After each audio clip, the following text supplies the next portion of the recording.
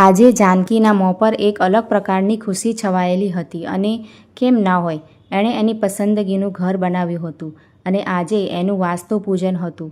આવનારા દરેક મહેમાનોને જાનકી પોતે કેટલો જાતે રસ લઈને ઘર બંધાવ્યું એ સમજાવી રહી હતી.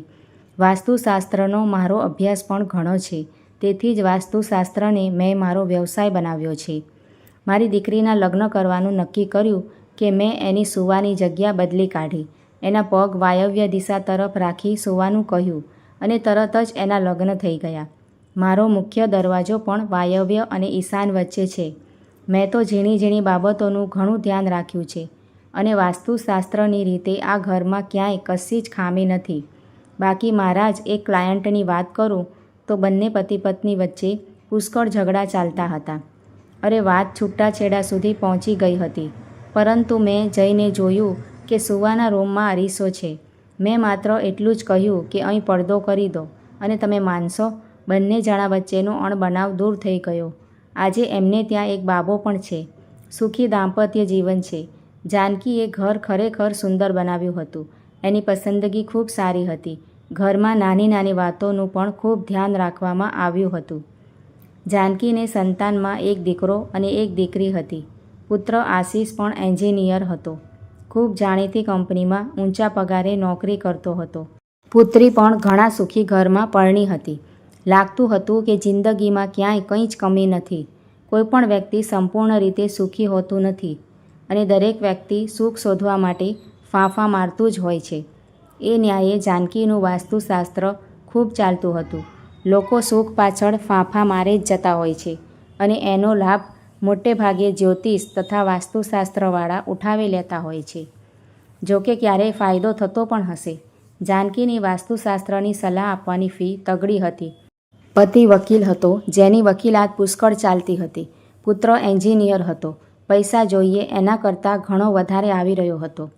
હવે જાનકીની ઈચ્છા એક જ હતી કે પુત્ર આશીષ માટે ખૂબ સારી કન્યા મળી જાય. જાનકીની એવી પુત્રવધૂની તલાશ હતી કે જે ભણેલી ગણેલી હોય, ઘરમાં બેસી કોમ્પ્યુટર પર કામ કરતી હોય, જેથી પુત્રવધૂ ઘરમાં જ રહે, ઘર પણ સચવાઈ રહે. જાનકીએ એની કીટી પાર્ટીમાં વાસ્તુશાસ્ત્રના ક્લાયન્ટોમાં બધે વાત વહેતી મૂકેલી કે સંસ્કારી ઠરેલ ભણેલી ગણેલી કન્યા હોય તો બતાવજો. જોકે દરેક વખતે દરેક વ્યક્તિની પોતાની ઈચ્છા પૂર્તિ થાય એ જરૂરી હોતું નથી. એક દિવસ આશીષે આવીને એની મમ્મીને કહ્યું, મારા ખાસ મિત્રની બહેન મને ગમે છે, તને બતાવવા માટે લઈ આવ્યો છું. જાનકી જાણતી હતી કે વડીલોએ પોતાનું માન જાળવવું હોય તો દીકરાને ગમી પ્રશ્નનો જવાબ ખુશીથી હા જ આપવો, નહીં તો એ જ પુત્ર એ જ છોકરીને ઘરમાં લાવશે અને કંકાસનો આરંભ થશે. અત્યારે મારું માન જાળવવા પૂછે છે, બાકી એ પ્રશ્નાર્થ નથી પણ પૂર્ણવિરામ છે કે મને ગમી, હવે તું ગમાડ. ધીમહીને પુત્રવધૂ તરીકે પસંદ કરતાં પહેલાં એને કેટલાય પ્રશ્નો પૂછવાનું જાનકીને મન હતું, પણ જ્યારે દીકરાને જ પસંદ છે તે ઉપરાંત એ જ્ઞાતિની જ છે માટે ના પાડવાનો કોઈ સવાલ જ ન હતો. કુટુંબ પણ જાણીતું હતું. ધીમહી ડાન્સના ક્લાસ ચલાવતી હતી, સાથે ચિત્રો દોરતા બાળકોને શીખવાડતી હતી. ડાન્સમાં એ મ્યુઝ થઈ હતી. ચિત્રો તો ખૂબ જ સારા દોરતી હતી, જે એને મોસાળ તરફનો વારસો હતો. જાનકીએ દીકરાના ધામધૂમથી લગ્ન કર્યા. લગ્ન બાદ જાનકીએ ધીમહીને કહી દીધું કે તારે ડાન્સના ક્લાસ ચલાવવા હોય તો એનો સમય બદલી કાઢ. મારો દીકરો આવે એ સમયે તારે ઘેર જ રહેવાનું.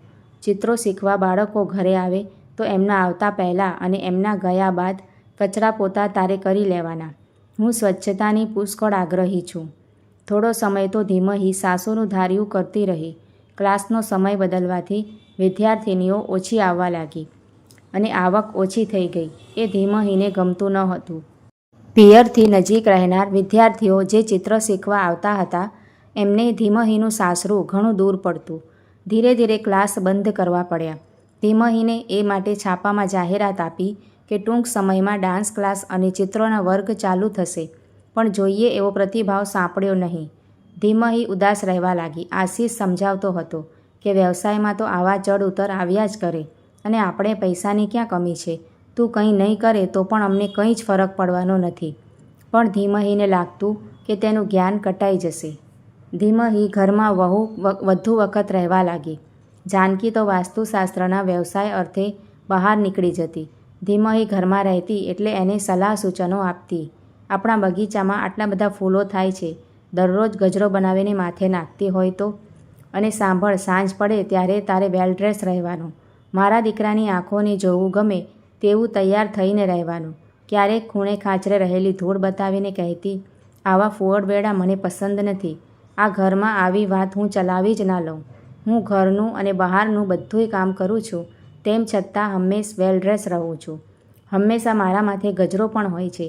આ બધું હું સહજ રીતે કરું છું અને છતાંય મારી પાસે સમય હોય છે. સ્ત્રીઓએ સવારે ઉઠી પરવારી સૂર્ય પૂજા કરવાની, એ આ ઘરનો નિયમ છે. ક્યારેક કહેતી, જો આજે ગુરુવાર છે, ગુરુવારે સૂર્યોદય પહેલાં હાથ પગના નખ કાપી કાઢવાના, પછી જો આખું અઠવાડિયું કેટલું સરસ જાય છે. ધીમહી વિચારતી કે નખ કાપવાને અને અઠવાડિયું સારું જવાને કંઈ જ સંબંધ નથી. હા, એ વાત સાચી છે કે અઠવાડિયે એકવાર નખ કાપવા જોઈએ. ધીમહીને જે દિવસે ઉઠતા મોડું થતું એ દિવસે આડકતરી રીતે કેટલાય મહેણા મારતી. જાનકી અને ધીમહી વચ્ચેનું અંતર વધતું જતું હતું. ઘણીવાર ધીમહીને થતું કે એ કહી દે, મમ્મી, હું ભણીને તરત જ પરણી ગઈ છું. મને મહેણા ટોણા મારવાને બદલે તમે તમારી દીકરીની જેમ પ્રેમથી સમજાવી પણ શકો છો. ધીમહીએ આખરે સાસુને પૂછ્યા વગર જ નોકરી ચાલુ કરી દીધી. શરૂઆતમાં તો કહ્યું કે હું થોડા દિવસ પિયર રહેવા જાઉં છું. ત્યાં જ એણે નોકરી શોધી લીધી. એક દિવસ જાનકીએ ધીમહીને પિયર ફોન કર્યો ત્યારે એની મમ્મીએ કહ્યું, ધીમહી નોકરીએ ગઈ છે.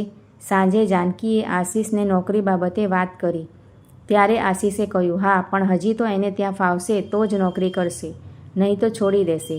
નક્કી થાય પછી હું તને કહેવાનો જ હતો, પણ હજુ કંઈ નક્કી નથી. જાનકી સમજી ગઈ કે એનાથી વાત છુપાવવામાં આવી છે, પણ પોતે ચૂપ રહી. થોડા દિવસ બાદ આશીષે કહ્યું, મમ્મી, હવે ધીમહીને નોકરીમાં ફાવી ગયું છે. ધીમહી સાસરે આવી ત્યારે સાસુ વહુમાં મનદુખ ઘણું વધી ગયું હતું. જાનકી વારંવાર કહેતી, હું સંપૂર્ણતાની આગ્રહી છું. મને મારું ઘર ચકાચક જોઈએ, ક્યાંય કશી ધૂળ ના જોઈએ. ધીમહી સાસુથી કંટાળી ગઈ હતી. ઘણીવાર કહેવાનું મન થતું કે જે ઘરમાં નારીનું સન્માન કરવામાં આવે છે ત્યાં દેવતાઓનો નિવાસ કરે છે અને દરેક પરિવારનું કેન્દ્ર નારી હોય છે. ગૃહિણી ખુશ ના હોય એ ઘરમાં ખુશીની આશા રાખી જ ન શકાય. તમને તો વહુને દીકરી બનાવીને રાખતાંય આવડ્યું નથી. ક્યારેક ઓફિસના કામમાં મોડું થાય તો થાકીને સવારે ઉઠતાંય મોડું થાય, તો રાત્રે પહેરેલા ગાઉનમાં નીચે આવી જાય તો સાસુ મોં બગાડતા બોલતી, કપડાં તો ઢંગના પહેરવા જોઈએ. ધીમહીની સહનશક્તિ ધીમે ધીમે ઓછી થતી ગઈ. ઘરમાં કામ કરનાર બાઈ પાસે વધારાનું કામ ઝાપટ ઝૂપટ કરાવી શકાય છે, કારણ કે ઘરમાં આવક ઘણી છે. જેટલા માણસો છે એટલા જ કમાવનાર છે. પૈસાને કારણે ઝઘડા થતા હોય છે. અહીંયા આવક ઘણી છે તો મનદુખ શા માટે? ધીમહીએ આશીષને વાત કરી તો આશીષ બોલી ઉઠ્યો, ધીમહી, ઘરની કોઈ પણ વાત મારી પાસે કરવાની નહીં. તારે મમ્મીનું કહ્યું માનવું હોય તો માનવાનું, ના માનવું હોય તો નહીં માનવાનું. તું જાણે અને મારી મમ્મી જાણે. રસોઈમાં પણ અમુક રીતે જ રસોઈ બનાવવાની. મંગળવારે કંસાર, બુધવારે મગ, ગુરુવારે ચણા, રવિવારે દૂધપાક. એમાં કંઈ પણ ભૂલચૂક થવી ના જોઈએ. ક્યારેક કોઈ ચીજ રહી જાય તો સાસુનો ગુસ્સો 7મા આસમાને પહોંચી જતો. ઘરમાં સ્મશાનવત શાંતિ ફેલાઈ જતી, જાણે કે યુદ્ધ પહેલાં શાંતિ. ક્યારેક મમ્મીની વધુ પડતી ચોકસાઈ જોઈને આશીષ બોલી ઉઠતો, મમ્મી, ક્યારેક અસ્તવ્યસ્ત ઘર પણ સારું લાગે. પૂર્ણતા સારી છે, પણ એનો અતિરેક શા માટે? 7 દિવસમાં જુદી જુદી વાનગીઓ બને એની પાછળ તો હેતુ એ છે કે બધી જાતના વિટામિન્સ તમારા શરીરને મળી રહે. ધર્મ તો હંમેશા મહાન હોય છે અને ધર્મને વિજ્ઞાન સાથે જોડી દેવામાં આવે છે. જાનકી આશીષ સામે જોઈ ગુસ્સાથી બોલી, હવે તને પણ પાંખો આવી ગઈ છે. મમ્મી, મને ઘરની કોઈ વાતમાં રસ નથી, પરંતુ તું ધીમહી વિશે બોલે, ધીમહી તારા વિશે બોલે, મને ફરિયાદ કરે તો મારે શું કરવું? માણસને ઘરમાં શાંતિ જોઈએ, નહીં કે લડાઈ ઝઘડા. ડ્રોઈંગ રૂમમાં તે પિરામિડની ડિઝાઇન બંધ કરી, પણ એનાથી શું ફાયદો? ખરેખર માનસિક શાંતિ મળે છે? દિવસે દિવસે સાસુ વહુ વચ્ચે અંતર વધતું જતું હતું. ક્યારેક જાનકી કહેતી, જો તારા માથામાં કોડો લાગે છે, તું બરાબર સાચવતી નથી. આજે શનિવારે માથે તેલ કેમ નાખ્યું? ધીમહીને કહેવાનું મન થતું કે મમ્મી, આ બધી માન્યતાઓ તમે તમારી પાસે જ રાખો. મને તમારી જેમ પૂર્ણતાનો આગ્રહ રાખવો નથી ગમતો. ધીમહીની ફરિયાદ આશીષ સાંભળતો ન હતો. કે ન તો એની મમ્મીની ફરિયાદ. દિવસે ને દિવસે મંદુકમાંથી ઝઘડાઓએ ઉગ્ર સ્વરૂપ લઈ લીધું અને છેવટે ધીમહીએ કંટાળીને કહી દીધું, આશીષ, આ ઘરમાં રહેવું મારે માટે શક્ય નથી. હવે આપણે બંને છૂટાછેડા લઈ લઈએ તો બંને જણા શાંતિથી જીવી શકીશું. અને ધીમહી કાયમ માટે પિયર જતી રહી. સમાધાન કરાવવા જાનકી ધીમહી પાસે ગઈ ત્યારે ધીમહીએ કહ્યું, મમ્મી, પૂર્ણતા ભલે તમને સારી લાગતી હોય, પણ ચંદ્રમાં પૂર્ણ રૂપ ધારણ કરે છે ત્યારે એમાં ડાઘ દેખાય છે. સૌંદર્ય તો બીજના ચાંદનું પણ છે અને 14ના ચાંદનું પણ છે. વાસ્તુશાસ્ત્ર સારું છે એમાં બેમત નથી, પણ મુખ્ય વાત મનુષ્ય જો એનો સ્વભાવ ના સુધારે તો એને વાસ્તુશાસ્ત્ર તો ઠીક, ખુદ ભગવાન પણ મદદ ના કરી શકે. હવે સમાધાનની કોઈ શક્યતા નથી. જ્યાં અતિરેક થાય ત્યાં અતિરેકનો ત્યાગ કરવો. તમારો દીકરો વધારે પડતો વિવેકી અને સંસ્કારી હતો, જે માને કે પત્નીને કંઈ કહી શકતો ન હતો. એનામાં અતિ વિવેક હતો. અતિના આગ્રહી હંમેશા દુઃખી થાય છે. તેથી જ કહેવાય છે કે અતિની ગતિ નહીં. અને સંસ્કૃતમાં પણ કહેવાયું છે કે અતિ સર્વત્ર વ્રજેત. વિડીયો જોવા માટે થેન્ક યુ.